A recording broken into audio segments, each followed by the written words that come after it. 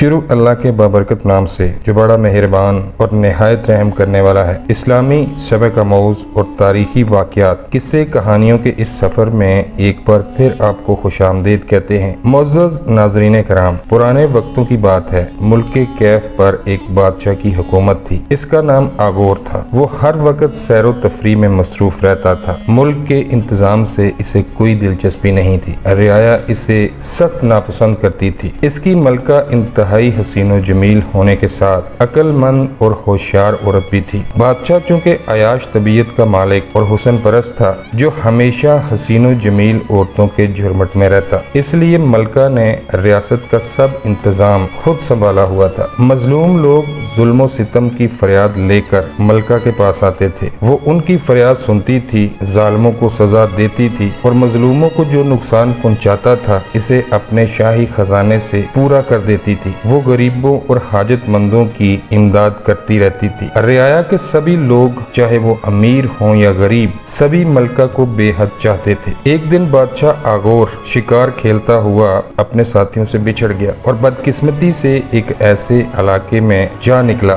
جہاں ایک دشمن قبیلے دارالون کی حکومت تھی۔ یہ ایک جنگجو، وحشی اور خونخوار قبیلہ تھا۔ ان کا گزر بسر لوٹ مار اور غارت گری پر تھا۔ وہ قافلوں کو لوٹتے، جوان عورتوں کو اٹھا کر قبیلے لے جاتے اور ان سے زبردستی کرتے۔ وہ آس پاس کی بستیوں میں لوٹ مار اور قتل و غارت کرتے تھے۔ ان کی دہشت دور دور تک پھیلی ہوئی تھی۔ ان کے سردار نے بادشاہ آغور کو بہت تکلیفیں پہنچائیں اور آخر کار اسے بے دردی سے قتل کر دیا۔ لاش کو ایک صندوق میں بند کر کے ملکہ کے پاس بھیج دیا۔ جب ملکہ نے صندوق کھولا اور لاش کو دیکھا تو اسے بے حد صدمہ ہوا۔ ملکہ بادشاہ کی عیاش طبیعت کے باوجود بھی اس سے بے پناہ محبت کرتی تھی۔ وہ حوصلے والی خاتون تھی۔ اس نے اپنے رنج و غم کو ظاہر نہیں ہونے دیا۔ دربار میں موجود سب لوگوں کا یہی مطالبہ تھا کہ بادشاہ کے قتل کا انتقام لیا جائے اور دارالون قبیلے پر حملہ کیا جائے۔ ملکہ نے بہت عقل سے جواب دیا اور کہا، میرے معزز درباریوں، میں بادشاہ کے قتل کا انتقام ضرور لوں گی، لیکن میں چاہتی ہوں کہ سانپ بھی مر جائے اور لاٹھی بھی نہ ٹوٹے، یعنی دارالون قبیلے والوں سے انتقام بھی لے لوں اور ہمارا کوئی نقصان بھی نہ ہو۔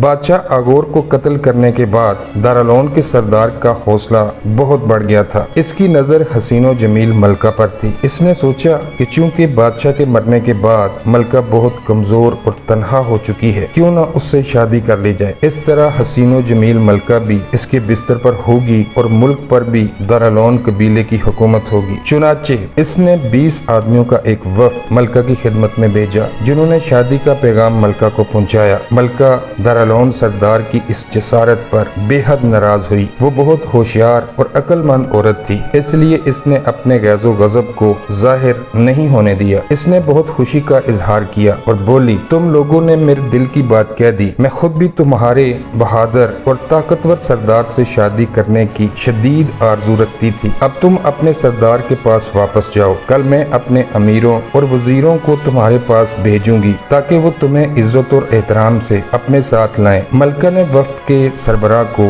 بہت سے تحفے تحائف دے کر روانہ کر دیا اور کہلوایا کہ اپنے سردار سے کہنا میں شادی کے لیے تیار ہوں۔ وفد کے جانے کے بعد ملکہ نے اپنے امیروں اور وزیروں سے کہا، انتقام لینے کا وقت آ گیا ہے۔ خبردار میرے حکم کی تکمیل میں کوئی اعتراض نہ کرنا، میں جیسا کہوں ویسا ہی کرنا۔ اگلے دن صبح سویرے وزیر اور امیر وفد کے استقبال کے لیے دارالون قبیلے جا پہنچے۔ انہوں نے کہا، اب تشریف لے چلیے، ملکہ حضور نے آپ لوگوں کو یاد فرمایا ہے۔ قبیلے کے لوگ وحشی ہونے کے ساتھ ساتھ احمق بھی تھے۔ انہوں نے کہا، ہم نہ گھوڑوں پر سوار ہو کر جائیں گے اور نہ کسی اور سواری پر بیٹھیں گے، ہم تمہارے کندھوں پر سوار ہو کر جائیں گے تاکہ لوگوں پر ہمارا رعب بیٹھ جائے اور وہ یہ اچھی طرح سمجھ لیں کہ اب ہم ان کے حاکم ہوں گے۔ یہ بےہودہ فرمائش سن کر کیف کے امیروں کو بے حد غصہ آیا۔ ایک وزیر نے کہا، ہماری ملکہ کا حکم ہے کہ ہم آپ لوگوں کو عزت اور احترام سے لے کر جائیں گے۔ اگر آپ لوگوں کی یہی مرضی ہے تو ہمیں آپ کی یہ شرط منظور ہے۔ یہ کہہ کر انہوں نے دارالون قبیلے والوں کو اپنے کندھوں پر اٹھا لیا اور محل کی طرف چل پڑے۔ جب محل کے نزدیک پہنچے تو ایک دربان انہیں محل کی پچھلی طرف لے گیا۔ وہاں ایک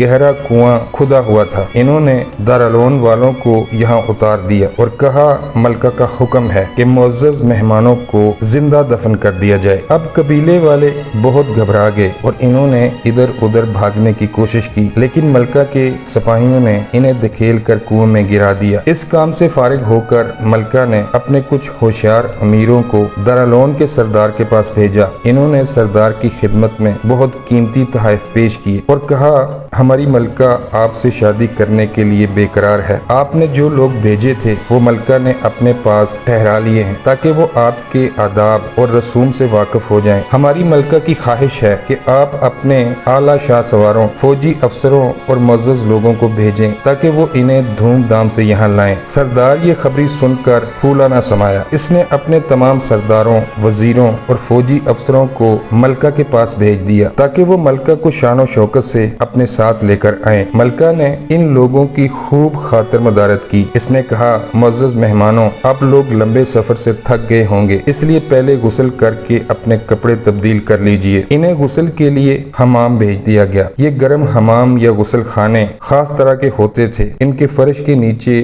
دھیمی دھیمی آنچ ہوتی تھی تاکہ غسل خانہ گرم رہے۔ جب یہ لوگ حمام میں داخل ہوئے تو اس کے دروازے بند کر دیے گئے اور فرش کے نیچے آگ تیز کر دی گئی۔ تھوڑی ہی دیر میں حمام میں بہت گرمی ہو گئی۔ دارالعلوم کے لوگ گرمی سے بےتاب ہو کر چیخنے چلانے لگے، لیکن کسی نے دروازہ کھول کر انہیں نہیں دیکھا۔ آخر وہ سب لوگ حمام کے اندر دم گھٹ کر مر گئے۔ اب ملکہ نے سفر کی تیاریاں شروع کر دیں۔ پہلے ملکہ نے دارالعلوم سردار کی طرف ایک قاصد کو روانہ کیا جس نے اطلاع دی کہ ہماری ملکہ روانہ ہو چکی ہیں، وہ شہر کے باہر قیام کریں گی۔ پہلے وہ سب سرداروں، معزز لوگوں اور فوج کے سب سپاہیوں کی دعوت کریں گی۔ اس کے بعد وہ سب لوگوں کے ہمراہ محل میں داخل ہوں گی۔ شادی کی رسم محل کے اندر ادا کی جائے گی۔ دارالعلوم سردار بہت خوش ہوا جب اسے ملکہ کے آنے کی اطلاع ملی۔ وہ کئی ہزار بہادر سپاہیوں، سرداروں اور امیروں کو ساتھ لیے ملکہ کے استقبال کے لیے نکلا۔ ملکہ نے دارالعلوم سردار کو دیکھ کر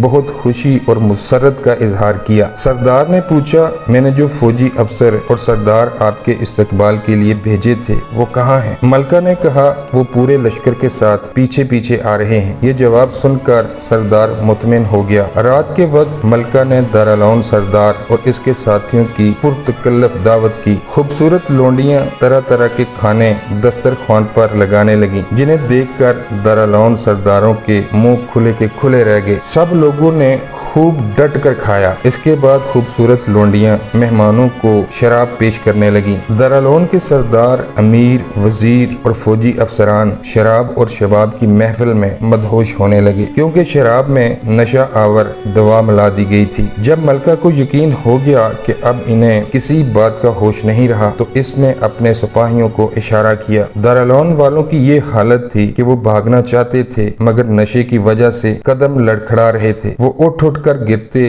اور گرنے کے بعد پھر اٹھنے کی کوشش کرتے۔ ملکہ کے سپاہیوں اور لونڈیوں جن کے ساتھ وہ چند لمحے پہلے عیاشی کر رہے تھے نے انہیں گاجر اور مولی کی طرح کاٹ کر پھینک ڈالا۔ دارالعلوم سردار کسی نہ کسی طرح فرار ہونے میں کامیاب ہو گیا۔ ہر طرف ایک افراتفری مچ گئی۔ لوگ حیران و پریشان تھے، ان کی سمجھ میں نہیں آ رہا تھا کہ کیا ہو رہا ہے۔ ملکہ نے دارالعلوم والوں کی قوت بالکل توڑ دی تھی۔ اب ان میں مقابلے کی سکت بالکل نہ رہی۔ وہ قلعہ بند کر کے بیٹھ گئے۔ ملکہ نے قلعے کا محاصرہ کر لیا۔ اس نے قلعے کو فتح کرنے کے لیے کئی حملے کیے لیکن وہ اپنی کوششوں میں کامیاب نہ ہو سکی۔ آخر ملکہ نے چالاکی سے کام لیا۔ اس نے اپنے سفیر کے ذریعے پیغام بھیجا، میں نے قسم کھائی تھی کہ میں یہ قلعہ فتح کیے بغیر واپس نہیں جاؤں گی، لیکن اگر تم صلح کرنا چاہتے ہو تو میں تمہارا قصور معاف کر دوں گی۔ میں تم سے معمولی جرمانہ وصول کروں گی جو تم آسانی سے ادا کر سکتے ہو۔ سردار نے کہلوا دیا، مجھے صلح کرنی منظور ہے، آپ جو جرمانہ طلب کریں گی میں ادا کر دوں گا۔ ملکہ نے پیغام بھجوایا، ہمارے ملک میں کبوتر اور چڑیاں نہیں ہوتی، میں چاہتی ہوں کہ ہر گھر سے 2 چڑیاں اور 2 کبوتر بھیجے جائیں، میں اس جرمانے کو